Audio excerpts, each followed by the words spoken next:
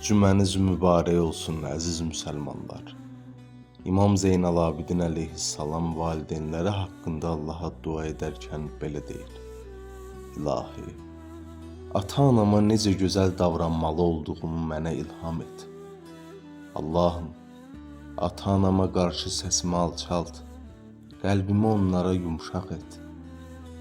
Onlara qarşı mehriban olmaqda və onlarla sevgi ilə keçinməkdə məni müvəffəq et. İlahi, məni uşaqlıqdan böyüdüb tərbiyə verdikləri üçün onlara gözəl bir mükafat ver. Onları bəlalardan qoru. Ata-anamın üzərimdəki haqları çox böyükdür. Namazlarımda, gecənin yarısı etdiyim ibadətlərdə ata-anamı yad edib onlara dua etməyi mənə unutturma. Amin. Ya Ərhəmər Rahim.